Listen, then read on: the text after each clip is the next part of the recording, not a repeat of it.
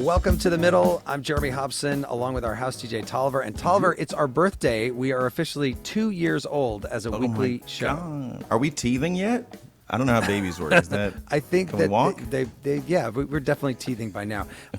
It is kind of amazing, especially given the headwinds that are going on right now. Public broadcasting lost all of its funding from the federal government, but we are still here, still alive. We've done more than 100 shows, plus an additional 30 episodes of our weekly One Thing Trump Did podcast, which looks in a nonpartisan way at one thing coming out of the Trump White House each week. And we are, of course, very grateful to the more than 400 public radio stations, plus SiriusXM, plus our podcast listeners, our amazing listeners, really make the show. Yeah, we are the only national show that actually allows listeners to join the conversation on air live or online with me. And I think that's pretty awesome.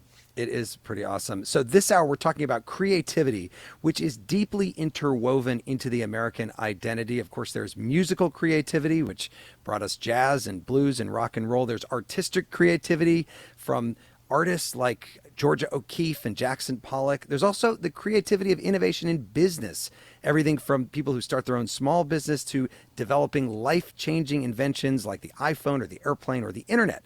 So this hour, we want to get at the heart of that topic to explore why we create in the first place and what you do to express that creativity, especially in an age of artificial intelligence. We're going to be taking your calls as usual at 8444-MIDDLE. That's 844-464-3353, or you can write to us at listentothemiddle.com. But first, last week, we talked about what's being lost in education in the digital age. Here are some of the comments we got on our voicemail. Hi, this is Justin calling from Baltimore. I'm a professor here in the city, and one of the things that I've noticed that has been lost during the digital age is the accidental learning that happens from imagination, and I really am saddened to see that with my students, but also creeping into my own practices. I've had to combat that. My name is Janet. I'm calling from northern New York State. I'm concerned that people are so tuned into the screen that they don't understand how to look up into the world and do something like use a hammer and a nail. My name is Peter Miller. I'm calling from Columbia, South Carolina. I am a grandfather of 3 children. The problem with the internet and the accessibility of iPhones and iPads is that the second a child is bored, they immediately go to their iPad and it fills their time. And so in terms of what children have lost is they have lost the ability, the positive ability to be bored. Hammer and nail. What a great point. Thanks to everyone who wasn't bored by our show and called in. You can hear that full show by subscribing to The Middle Podcast, wherever you listen to podcasts. So now to our question this hour. Why do you create and how? Tolliver, what is our number? You can call us at 8444-MIDDLE. That's 844-464-3353. Or you can write to us at listentothemiddle.com or comment on our YouTube. And I want to shout out Julianne, who sent in a bunch of her crafts to our email account, okay? Shout out to you. Yeah. Joining us this hour, Duncan Wardle, former head of innovation and creativity for the Walt Disney Company. His book is called The Imagination Emporium. Duncan, welcome to The Middle. Thanks for having me. And also joining us, Natalie Nixon, president of Figure 8 Thinking. Her book is called Move, Think, Rest. Natalie, great to have you on. Awesome to be here. Thanks for having me. And my book is called I Don't Have a Book. So not yet anyway. Next year, yeah. Okay, so before we get to the phones, I really want to hear from both of you. You've both written about what allows us to be creative, what the best conditions are. Duncan, what would you say they are? Well, let me ask you both a question. Actually, to Tolliver, Jeremy, and Natalie. Close your eyes. Okay. Where are you? Where are you? And what are you doing when you get your best ideas? I would say probably one of my best ideas came to me right after a bike ride, like a long bike ride where I was not looking at my screen. Tolliver? Yeah. Hiking around LA, just walking around the city and hearing the sounds. Right. Cool. Natalie? After a good swim or a good ballroom dance class. Cool. Okay. So I've done this with up to 20,000 people in the room at the same time. And guess how many people say the words at work? Nobody has their best ideas at work. Why do we never have our best ideas when we need them? Well, close your eyes again. Picture that last verbal argument you were in with somebody, bit of a screaming match. You're angry at them. They're angry at you. Now you turn to walk away from that argument. Now you're 5 seconds away. You are 10 seconds. You are no more than 20 seconds away from that argument. And what just popped into your head totally spontaneously the second you turned to walk away from the argument? What was it? Regret? Is that Okay, nice, empathetic person. What else? Come on, what just popped right in there? What I should have said. Right. Yes, the killer one. That one perfect, beautiful line. But you never did you? No. Because when we're in an argument, our brain is moving at 1,000 miles an hour defending ourselves. When we're in the office, it's emails, presentations, meetings, and I hear myself say, I don't have time to think. And when you say you don't have time to think, you're in the brain state that calls beta, busy beta, where the door between your conscious and subconscious brain is closed and you're only working with your conscious brain. That's 13% of the capacity of your brain. 87% of the capacity of your brain is subconscious. Every innovation you've ever seen, created problem you've ever solved. So how do we access that part of the brain on demand and place ourselves metaphorically back in the shower when we have our best ideas? By being playful, just like children. The moment I run energizers, there's 60-second exercises specifically designed to make you laugh. Why? Because the moment I hear laughter, I just open the door between your conscious and subconscious brain. Yeah. Great points. Natalie, what about you? Where do you see the conditions for creativity coming from? Well, first of all, I agree with Duncan Wardle. A lot of what he's pointing to in the neuroscience about creativity is that when we allow the default mode network of the brain to be activated, when we tap out of the world, that's when the juicy bits of neurosynapses happen.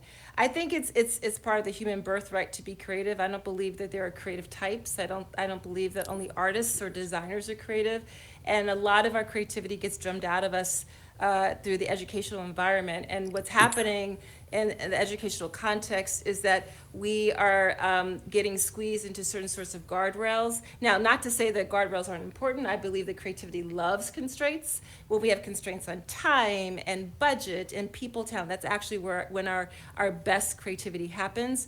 But what's also happening in our educational system is that we're sapping out curiosity, and we lean into certainty versus curiosity. We lean into what's the answer instead of the process. So any conditions that allow us to grapple with the gray, to grapple with liminal space, to be brave enough to say, I don't know, this is when we're on the precipice and the verge of discovery. It also means that sometimes we have to ask for help, which often means we lead to better collaborations. And there's a lot better creative output that can happen when I'm with the three of you than if I'm just by myself tinkering away trying to figure something out. So the best conditions for creativity actually are when there are constraints, are when we can be with people who don't think like us, who ask different sorts of questions, and who actually want us to ask questions, want us to ask the obvious child's gaze question. That's when the juicy bits, as I like to say, begin to happen. Okay, so being surrounded by people that don't think like you, let me ask you this, Duncan. Is there something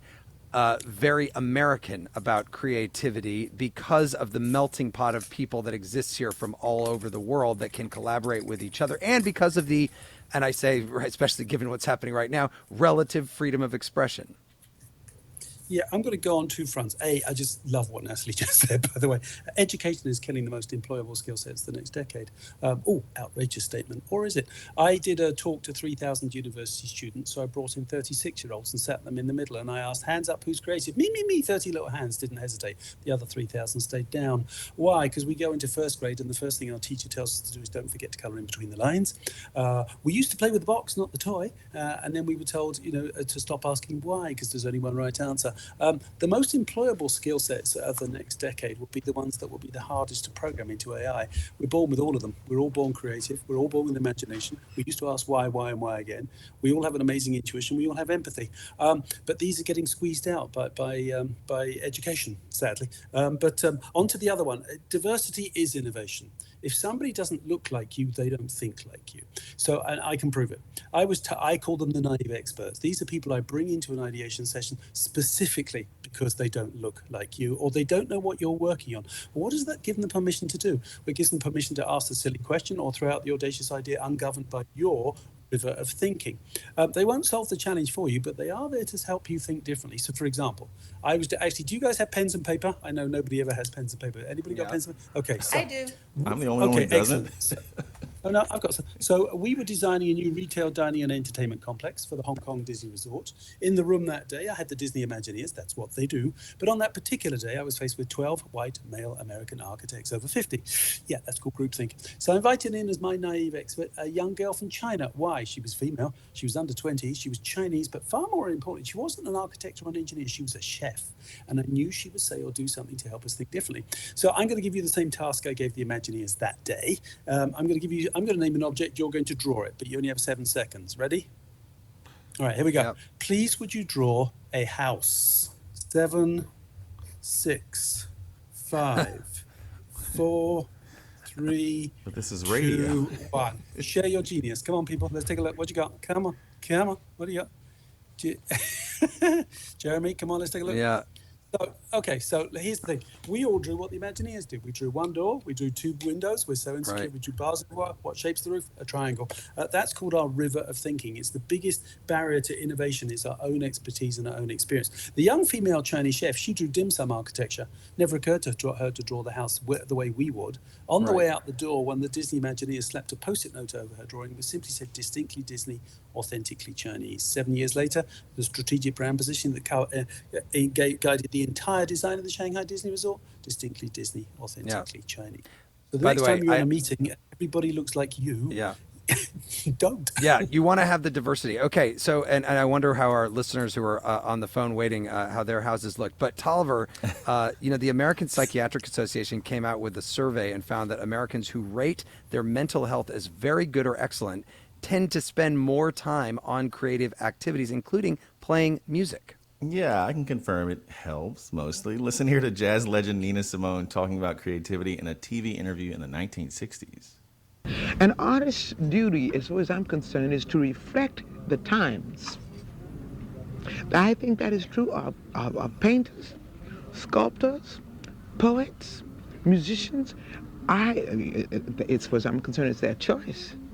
But I choose to reflect the times and the situations in which I find myself. That, to me, is my duty. So I don't think you have a choice. How can you be an artist and not reflect the times? Wow. And appropriately, Tolliver, some Nina Simone as we go to break here. Yeah, this is Don't Let Me Be Misunderstood. Rather, this one came out in 1964 and is thought to be about the civil rights movement. I just want to point out, I just had my cat in my lap, and her name is Nina Simone. True story. Taking your calls next on The Middle. Amazing. This is The Middle. I'm Jeremy Hobson. If you're just tuning in, The Middle is a national call-in show. We're focused on elevating voices from the middle, geographically, politically, and philosophically, or maybe you just want to meet in the middle. Although this hour we're not doing a very political topic, so really anybody is welcome.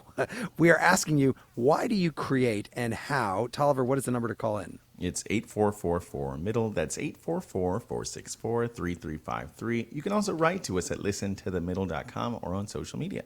I'm joined by Duncan Wardle, former head of innovation and creativity for the Walt Disney Company, and Natalie Nixon, president of Figure 8 Thinking.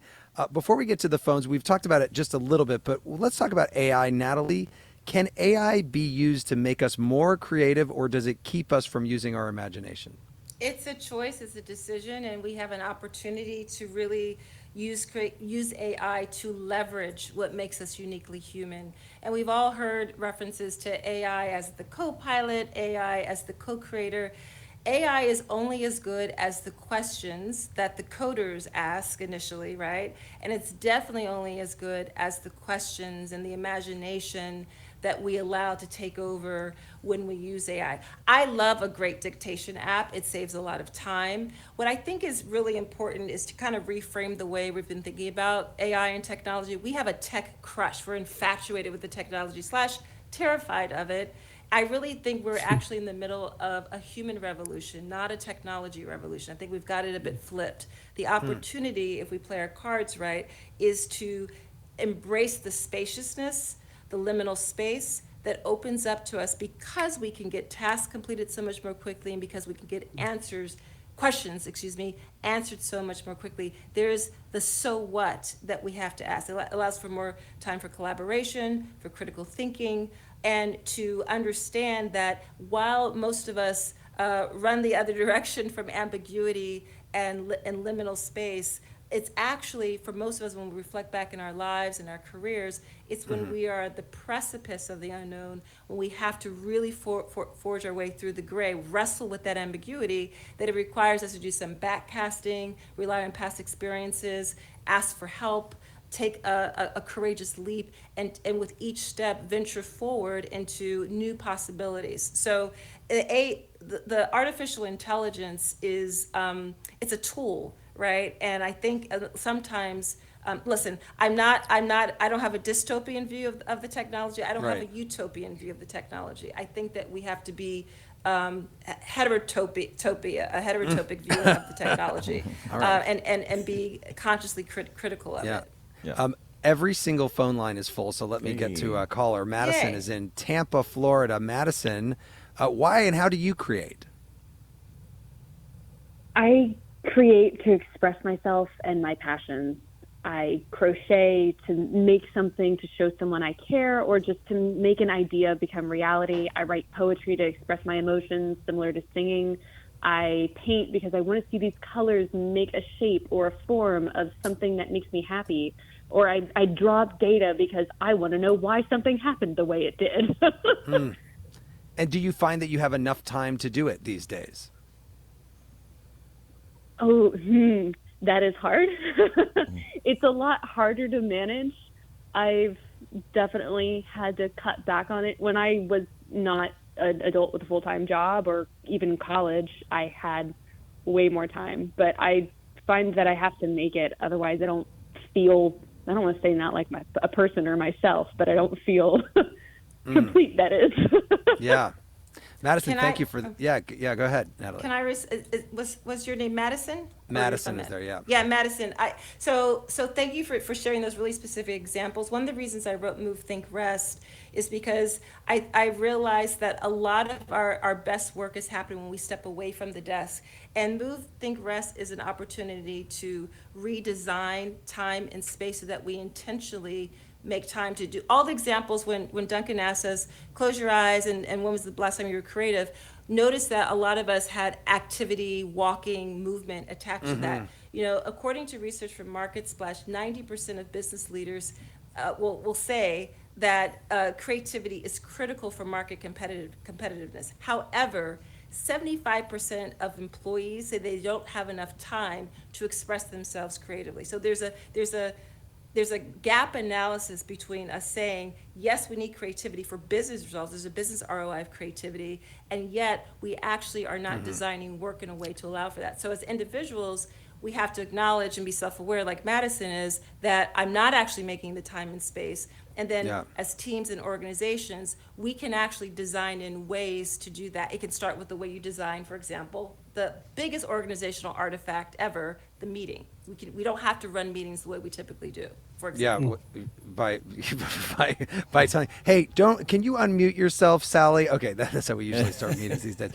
Michael is calling from Rochester, Minnesota. Michael, welcome to the middle. Why do you create? Hello, yeah. Thanks for having me. I actually am not an artist. I don't do anything really even remotely related to art. And I create to give myself joy, and to also kind of keep my mind active, and then to teach my kids how to do things. Because what I do to create is come up with improvised solutions to any household issue that might be. Like, we had to pick some apples from the 40-foot tree the other day, so we got a pickle jar and some string and some hangers and bamboo garden stakes, and we lashed it together, and we pulled the string and it pushed the wires of the hanger together, and we were able to pluck them. And in a day when so much is online and so many answers are there, this is, I think, important. Yeah, using your hands, figuring out a solution to a problem. Michael, thank you for that. Duncan, not every person, this is the whole point of this, is not every person who's a creator is an artist or a musician. This is something you have to use in everything in life. Yeah. I define creativity as the ability to have an idea. We all do that 100 times a day. I define innovation as the ability to get that idea done. That's the hard part. But we all learn different ways, and it's about appealing to all three. So let me ask you a question. I'm going to ask you to close your eyes. Go on, more close your eyes. more homework. Close your eyes. Okay. Close your eyes. All right, I'm going to ask you a question. How many days are there in September? 30. 30. Keep your eyes know we were closed. just I yelling want it you to out, think so. about how you knew the answer to that question. Well, how did you learn? How did you remember it? Or what could you see right now with your eyes closed? It was the day I was born. Okay. Oh, wow. Cheetah. October has 31 days because of Halloween. Jeremy? 30 days has September, April, Bingo. June, and November. Yeah. Gotcha. Tolliver? Halloween is October 31st. Okay, Halloween. So, Okay. So I'll do this with you. You can open your eyes. I do this with huge audiences. 30% of the audience will do exactly what Jeremy just did. 30 days, have September, blah. They've just told me they learn by listening. They're auditory learners. How do I know that? Because Jeremy was 6. Learned it. How does he remember it? Because he heard it. Then you've got another 30% of the audience that will count their knuckles. January, February, March, April, May, June, July. Those are kinesthetic learners. They learn by doing. And then 40% of the audience go, no, I could just see a candle with the word September. And they're your visual learners. And so I designed the book to appeal to all three. Because when you see a book in an office, where is it? It's on the bookshelf. I don't have time to read it. My boss needs this by 2:00. So I have a contents page which basically says, it's like my mum's cookbook. You want shepherd's pie? It's on page 67. So it says, have you ever been to a brainstorm where nothing ever happened? Go to page 12. Work in a heavily regulated industry? Go to page 64. And then there's QR codes. For Jeremy, it's Spotify playlists. For visual learners, there's animated videos. I will pop out of the book as a cartoon character and make the process fun for you, but actually teach you how to use the tools. And then for the kinesthetic learners, the back page is fully integrated AI. You can ask the book a question how to solve a specific challenge with a specific tool in the book, and the book will answer you straight away. And I think it's about appealing to all three learning styles, and so often we don't. We just appeal to one or the other. Can I build on something Michael said? I love that Michael said that I create through problem solving, right? Through improvisation, because I think Duncan and I start out by saying creativity is not something only artists are great at. And if I could leave one thing only for listeners to take away and to ponder, it's the way I think about creativity is that it's our ability to toggle between wonder and rigor to solve problems and produce novel value. Now, wonder is that dimension of creativity. People are like, well, yeah, wonder, if you're creative, you're super wondrous. But rigor is that other dimension that is equally significant in any creative act, in any creative process, whether it's figuring out how to get fruit from a really tall tree, or figure out your next marketing strategy, or a new way home because the road is blocked, right? Or a painting. It's this toggling between wonder and rigor to solve problems. And if we begin to think of that more democratized way of creativity, then we realize the best engineers and scientists and executive assistants and teachers and farmers and plumbers and artists are super creative, but only when they're intentionally doing this engagement between wonder and rigor. Yeah. Wonder is such a great thing. I remember just in the course of a career in broadcasting, there's a term we use called surprise and delight, which is always a nice thing to bring to the audience occasionally and give them an idea that maybe they didn't have in their head before. Paul is calling in from Houston, Texas. Hi, Paul. Welcome to The Middle. Go ahead. Why do you create? Hey, guys. How you doing? Thank you so much for having me on. First of all, I want to say whoever your guest is that wrote the book, who's using the neurolinguistic programming and the VAC system, I'm super impressed, and I can't wait to get this book and see it and play with it. It sounds like it's so much fun. My comment on why I create, I believe it's the answer for what humanity is in its essence, and that is why the question of asking why.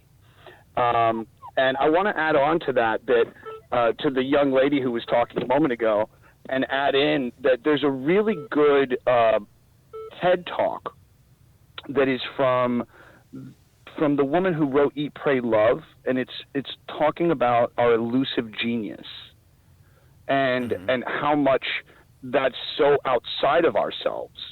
Like when you go back into the past, the genius was a sprite, something that came in the middle of the night and kind of finished the cobbler's shoes, if you will. So I think on some level, I love the idea of what she was talking about, how rigor is part of the process. I love that. I love how what that's really kind of saying, that, yeah, you can have an idea, you can have an intention, but without any actual work within it, what do you have? Nothing but an idea, nothing but an intention, and then somebody else does it. My last comment here is I use AI every single day. I'm known as the Biden robocall magician, unfortunately, because of a client. And since then, I've written 9 books.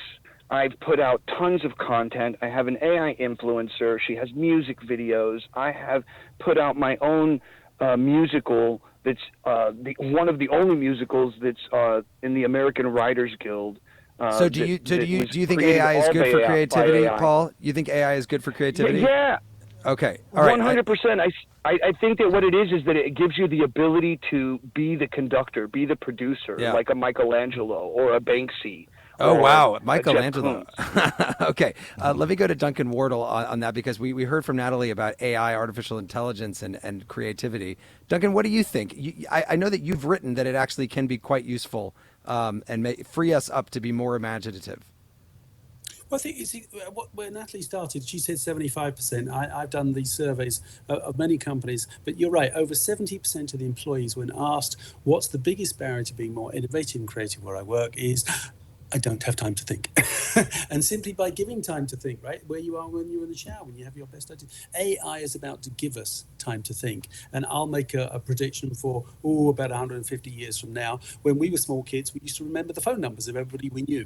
And now we don't remember any because the iPhone has got it for us. So our brain is like a hard disk, and we've opened up a little bit more of time to think. Well, eventually, I can't tell you exactly how far away, comes the Neuralink. And at some point, our children or grandchildren will have a Neuralink. They'll be walking Wikipedias. But at that point, we will be capable of infinite thought. We will not compete with AI. We will, as we take on more prosthetic parts, prosthetic limbs, hearing aids, cataract surgeries. Our heart is a pump. They're going to figure it out at some point. As we seek everlasting life and longer, better, healthier, we're going to become a second-hand car. We're going to take on parts.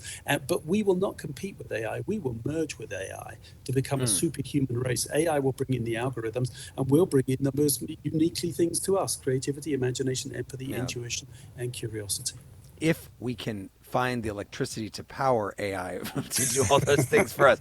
Tolliver, what are people writing in online? Sorry, I'm just still gobsmacked. I want to be a superhuman. Larissa says, your guest mentioned the education system training the creativity out of us.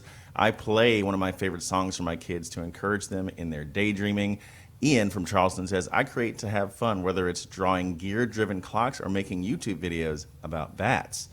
And I just had a question. So I was talking to a friend yesterday about happiness, about how happiness is fleeting, but when I make art, I feel like I have some value. So I don't chase happiness, I chase sort of like value myself. So I just wanted to pose that to our guest, maybe Natalie. Can you talk about that idea of art as protective? Yeah, so, and again, I don't conflate creativity with art. I think artists are excellent at wrestling with the ambiguity of the creative process, of wrestling with that toggle between wonder and rigor. But your point about the value that is imbued in art, I think because art makes manifest something that was once internal to us, something that was just kind of, we were couldn't. We had to get it out of us in some way, right? And sometimes it's through music, sometimes it's through movement, sometimes it's through words, sometimes it's through tinkering, sometimes it's just, for example, I made up my job title. I'm a creativity strategist. I did a mashup between two dimensions of my work and myself that I love and that I'm excellent at. And I've made manifest something that wasn't real 8 years ago, right? That's a creative process. So that's the value that it gives. Art is something that, versus design, that we're not going to commodify. It exists for its own sake. It exists for open interpretation. Getting back to the comments about education, one of the things that I love about artists is their ability to say, I don't know. So if you go to an open studio, or you meet the choreographer after a work in progress, or meet the artist, and you ask them, gosh, this is so cool. Like, what are you thinking about next? Where's this headed? And they'll say, I don't really know. And that ability to fall in love with the process is part of the value. Would you say, Tolliver, that you're getting? Let me just we're running up close to a break here, but let me just follow up briefly, Natalie, by bringing this into what's happening in the world right now, which is that there are big cuts happening to arts education. There are big cuts happening to education in this country. Is that going to negatively impact our ability to be creative? Can I have a go at that one? Yeah. Duncan, go, but only about 30 seconds. Go ahead. Okay. All right. Who are the most creative people you have ever met? Who are they? There's so many. Chefs. I don't know. Yeah. Who are they? They're all around you every single day. Children. How much money they got? Yeah. Okay. So Yeah, Sir Ken They're- Robinson, your homeland brother Duncan talked. It's been his whole life's work talking about how we burn the creativity out of children over time. Yeah. Okay, Tolliver, I hereby give you another chance to inspire us with the words of a brilliant creative American. Who will it be? It's the late great poet and author Maya Angelou, who explained her creative process in a PBS American Masters documentary. Everybody in the world uses words, uses how are you, fine, thank you, verbs, adverbs, adjectives, nouns, pronouns. The writer has to take these most known things and put them together in such a way that a reader says, I never thought of it that way before. It's hard. That's a challenge. And I know many writers, and I'm one, who says, Lord, are you sure you wanted me to do this? Wow, what an amazing clip. And Tolliver, as we go to a break here, what are we listening to? This is another creative American, David Byrne, with Miss America, which is written from the perspective of an immigrant trying to make it here. Byrne was actually granted American citizenship in 2012. He was actually born in Scotland, which explains a lot about his personality. More of your calls coming up on The Middle. This is The Middle. I'm Jeremy Hobson. In this hour, we're asking you, why and how do you create? You can call us at 844-4MIDDLE. That's 844-464-3353. I'm joined by Natalie Nixon, president of Figure 8 Thinking, and Duncan Wardle, former head of innovation and creativity for the Walt Disney Company. And the lines are full. Let's go to Robin in Salt Lake City, Utah. Robin, go ahead. Why do you create? Hi. I can't not create. And this has just been in me forever. But the thing is, now I've been having a rough life. And now the reason is it's an outlet, it's a release, and it also helps me to work through the problems. I can work through the artistic process and work solving those and focus on that. But somehow it's tying into my psyche, and I'm also finding that when I relax enough and work through this stuff, which is not always relaxing, by the way. Is it but usually either art, way, though? Is there's that your outlet? Well, yes, I write poetry, but I also do visual art. I do digital art currently, and for the last couple of years. Mm-hmm. Robin, great points there. Duncan, this is another theme we're hearing. It makes people happy, and it relaxes people, helps them, deal with difficult things. Yeah. So when I was tasked, the CEO said, "Listen, you're going to be in charge of innovation and creativity." And my exact response was, "What the hell is that?" And he said, "Well, we want to embed a culture of innovation and creativity into everybody's DNA." So I set out to create a toolkit that has 3 principles, and that's what's in the book. It takes the intimidation out of innovation and makes it accessible to normal, hardworking, busy people. It makes creativity tangible for those people who are nervous of ambiguity or grey. Far more importantly, make it fun. If you give people tools they choose to use when you and I are not around, then you're changing a culture. I'm going to try one more exercise, because I think this is perhaps the most important exercise we used to use at Pixar, Marvel, Lucasfilms, and Disney, because the more experience, the more expertise we have, the more reasons we know why the new idea won't work. So we constantly shoot it down with phrases that no, because we tried that last year, that's not the way we do it here. So Jeremy, I'm going to come in with an idea for a Star Wars party. We've got $100,000 in the budget. I want you to respond to each and every one of my ideas with no, because, and tell me why not. No, because will be the first 2 words you use. So I was thinking, we come over to your studio and we could have a cosplay party. All the tall people could come as Vader and all the little people could come as Ewoks. No, because I think there'd be too many people here. We're not going to be able to fit that many. Where are they going to park? All right. Well, how about glow-in-the-dark lightsabers full of our favorite alcoholic liquid? Well, no, because there are going to be people that don't drink, and also, what if people aren't into Star Wars? Well, then they wouldn't come to the party, okay. Jeremy. Well, they saw the invite ahead of time. We'll just show the movies and give them free popcorn and Coca-Cola. No, because I think why don't you go back to the drawing board, Duncan? Okay. Have I done a good job of saying no? Okay. So, yes. So we'll stop there. When somebody's constantly saying no because to you, when you're throwing out ideas, how does that make you feel?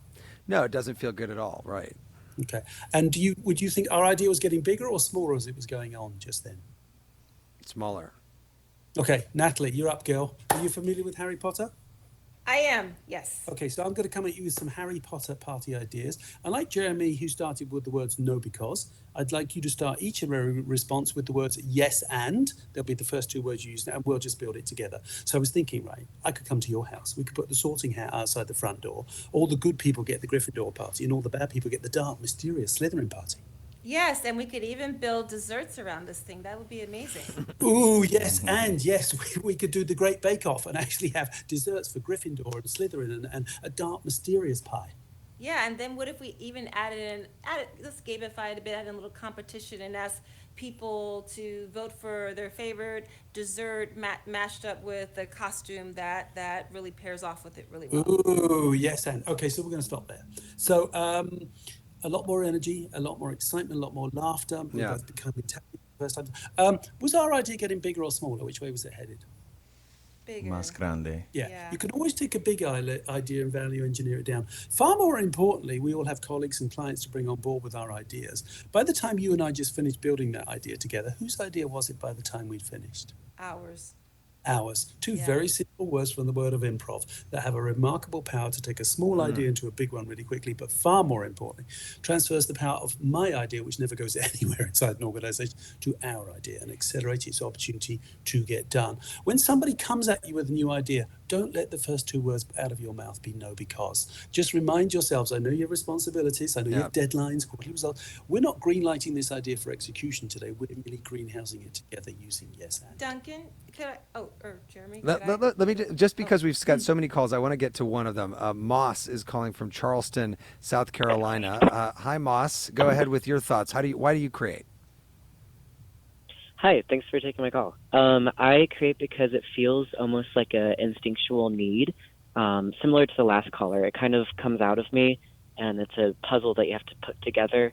It connects me to the world around me, my feelings and what's happened, but it also reminds me of my ancestry and human evolution. Like prehistoric art is so cool, and to me, it's a way to continue that. And what do you do to create? What's your creative outlet? Well, right now I'm studying to be a tattoo artist, and I just started an apprenticeship, and I'm stoked for it. I also love to dance and make music and go to live shows. Music is probably my favorite outlet. And I also like to write. I like to write songs and poems. Mm-hmm. Moss, and by the way, let me ask you one more question. Do you find that the existence of social media keeps you from being able to create, or are you able to stay away from it? I try to stay away from social media because it's distracting. It's a good and bad thing because it does give really good exposure to artists who need it. But also you can be trapped in a comparison game, or it's almost reliant to need social media to be an artist these days and make money off it. Yeah. Moss, thank you very much. Natalie, your thoughts here. Yeah, I just wanted to build on something that both Robin and Moss mentioned in their responses about why they create, and they both reference having an outlet. So to build on Duncan's advice about becoming more improvisational in the ways that we discuss ideas and problem solving within the workplace, one of the best things that people can do to build their capacity for creativity is to become a clumsy student of something outside of work, where they are not the smartest person in the room.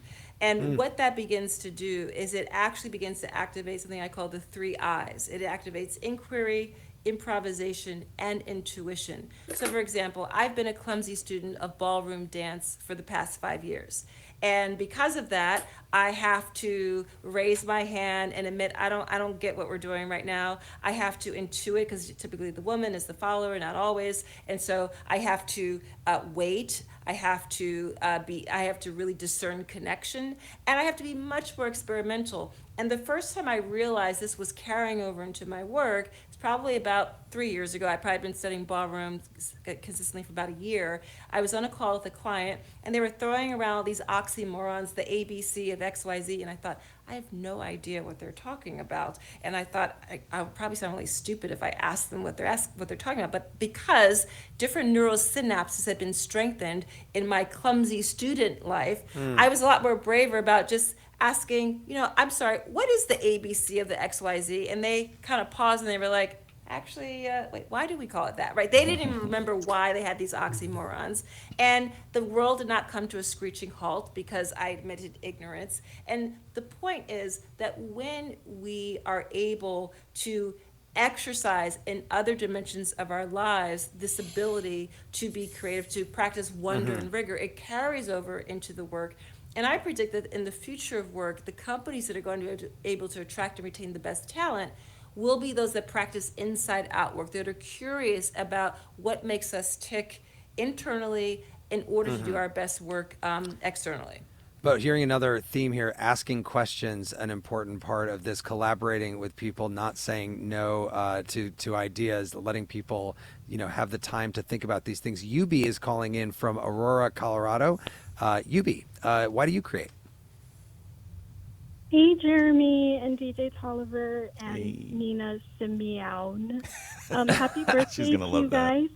I am create because that's kind of my place where I recharge or try to recharge right now in the middle of the news cycle and all the stuff that's going on in popular culture. And so it's kind of my way of making sense of the gray and trying to understand it and to not be scared of it.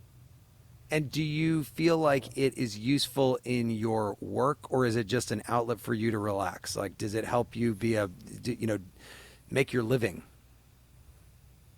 Absolutely. Yeah, I actually left my job as an immigration paralegal and started my own paralegal consultancy afterwards because I saw the opportunity to assist more attorneys and more legal teams. And I also became an AI prompt engineer. So I really listened to what one of your guests was saying about how AI is very much a tool and is only as good as the prompts that you give it.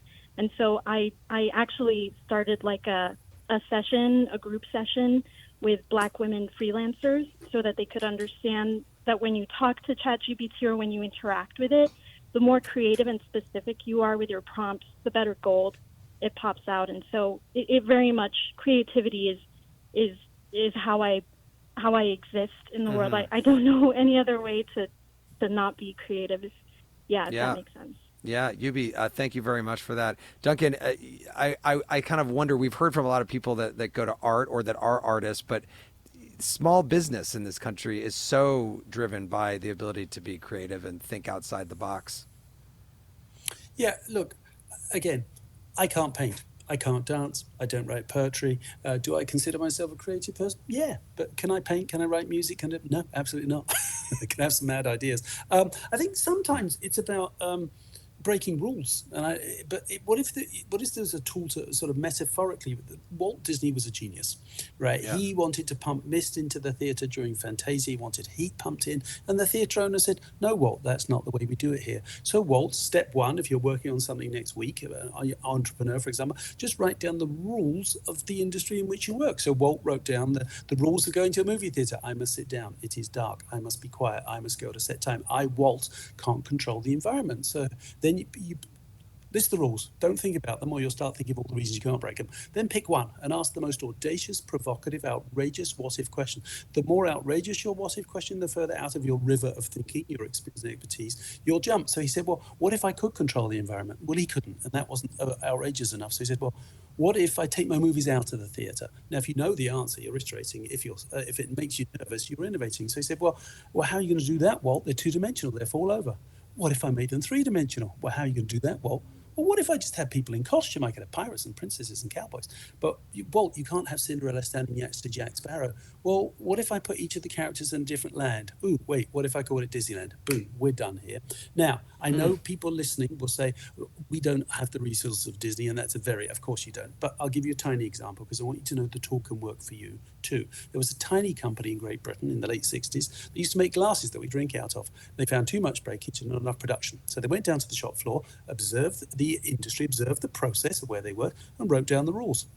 26 employees convey about 12 glasses to a box, glasses separated by corrugated cardboard, glasses wrapped in newspaper, employees reading the newspaper. So somebody asked the most absurd what if question of all, what if we poke their eyes out? Well, that's against the law and it's not very nice. But because they had the courage to ask the most absurd what if question of all, the lady sitting next to him immediately jumped out of her river thinking, say, well, wait a minute, what if we just hire blind people? Production up 26%, breakage down 42%, and the British government gave them a 50% salary subsidy for hiring people with disabilities. So it's not about breaking the rules, it's about breaking the rules metaphorically. And again, it's about giving people tools, because we're all asked to get into a room and have a brainstorm, but we don't teach people how to do it.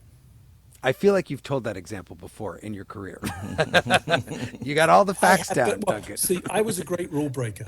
But yes. Here's the thing. People in legal are told they're not creative. People in IT are told they're not creative. People in finance are told they're not creative. Oh, the creatives. I'm sorry. I agree with Natalie completely. Everybody's creative. Yeah. I just want to do one sentence from somebody. Elle in Nashville says, when I create, it feels like I'm tapping into the full human experience, reaching backwards and forwards through humanity. And I just thought that was a particularly creative response. Very nice. Yes. I'm gonna sneak in one more call here, and it's gonna be Alicia, who is in Irwin, Pennsylvania. Alicia, tell us, why do you create? Well, I have a portrait photography studio. I had it for 45 years, and I was the only female studio owner when I opened my studio. To me, photography can be either a stiff image or a work of art. That depends on how the person behind the camera is able to capture the essence of the subject. That comes with the posing, the lighting, knowing the rules, but not directing exactly how it has to be, but letting the person act the way they feel like acting and capturing the expression, their soul. That to me is art.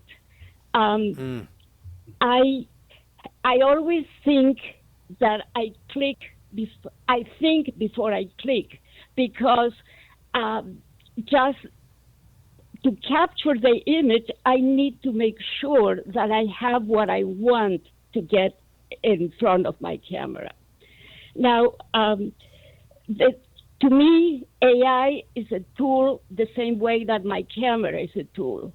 It allows me to create even more, but that is if I am in charge. If I let AI do it for me, that's not art. That is just something stiff that any machine or any can do it. Alicia, a great point to end on. I really appreciate your call. Thank you so much. And Natalie, I'm gonna just because we just heard from somebody who's been a pro photographer for 45 years, I'll give you the last word here. What would your advice be to people who are older about how to stay creative? As I was listening to Alicia, I was thinking about the American dancer choreographer Twyla Tharp, who in her great book, The Creative Habit, said that before you can think out of the box, you must start with the box. You must know the rules so that you can break them. And you had asked earlier about examples of businesses. When I think about what President Obama did with the way the micro fundraising campaign he introduced into political fundraising, that was a creative act. The way Airbnb got started. So for older people, there's just new rules to learn so that you can break them. So getting really curious, taking workshops, going to webinars, and listen, I'm a Gen Xer. I guess I'm solidly middle-aged, so I'll put my generation to that bucket of needing to be open to learning, being more curious than certain, right? So that we learn new rules and then get excited about how all the ways we can start to break them, which is a creative act. Well, I want to thank both of you. Natalie Nixon, president of Figure Eight Thinking. Her new book is called Move, Think, Rest. And Duncan Wardle, former head of innovation and creativity for the Walt Disney Company. His book is called The Imagination Emporium. Great to have both of you on. Thank you so much. Thank you. Thanks for having us. Thank you. And don't forget to subscribe to our podcast. We've got extra episodes available every week only on the Middle Podcast feed. Next week, we're going to be back here with a more political topic, asking you for your thoughts about President Trump's use of the National Guard in cities around the country. We're going to be broadcasting live from LAS studios in Los Angeles, the first city where they were deployed back in June. Our number is 8444-MIDDLE. That's 844-464-3353. Or you can reach us at listentothemiddle.com, where you can also sign up for our free weekly newsletter and send us your ideas for future show topics. The Middle is brought to you by Long Nook Media, distributed by Illinois Public Media in Urbana, Illinois, and produced by Harrison Patino, Danny Alexander, Sam Burmistaz, John Barth, Annika Deschler, and Brandon Kondritz. Our technical director is Steve Mork. Thanks to our satellite radio listeners, our podcast audience, and the hundreds of public radio stations that are making it possible for people across the country for the last 2 years now to listen to The Middle. I'm Jeremy Hobson. I'll talk to you next week.